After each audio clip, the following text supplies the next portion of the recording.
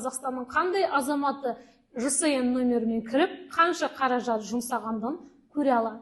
Бірақ та сіздер естіген боларсыздар, өткен жылы 23 жылы Қазақстан Республикасының бірнеше мың мемлекеттік қызметкерлері казинода қомақты қаражат тастап кетті деген ақпарат жаңалыққа шыққан болатын. Және сол жаңалықтың ішінде ең көп онлайн казиноға қатысқан мемлекеттік құзыреттіліктер, ішкі істер министрлігі, қаржы министрлігі, прокуратура қызметкерлері болды.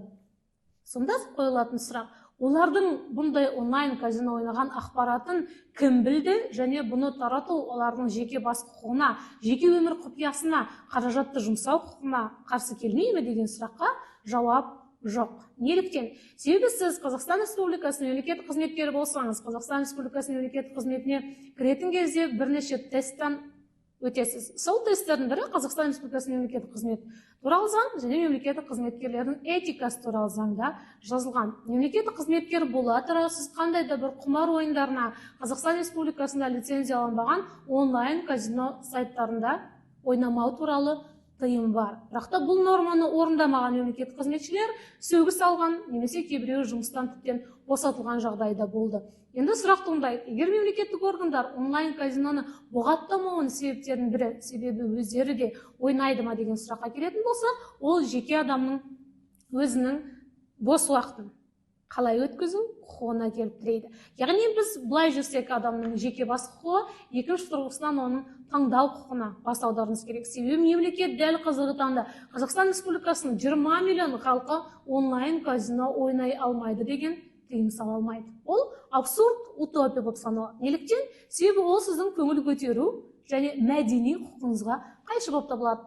Халықаралық кез келген азаматтың азаматтық саяси мәдени құқықтары туралы конвенциясына сәйкес кез келген азаматтың өзінің бос уақытын тиімді түрде және пайдалы түрде өзі қалаған формада өткізу құқығы бар.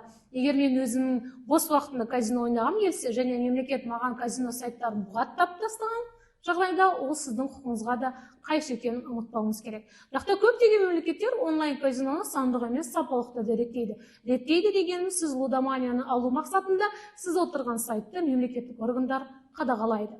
Қазақстан Республикасының кез келген азаматы 24-25 жылдан бастап жеке табыс декларациясын тапсыратын болғандықтан, сіз онлайн сайттарда, казиноларда тастаған, тапқан әр қаражатыңыздың әр тиынына салық декларациясымен есеп беруіңізге тура келеді.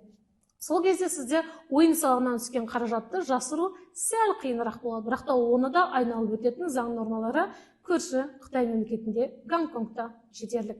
Яғни кез келген мемлекет сіздің нормаңызды, сіздің онлайн ойынға деген құштарлығыңызды заңмен реттеуге тырысқанмен, ол жалғыз шешім жолы емес.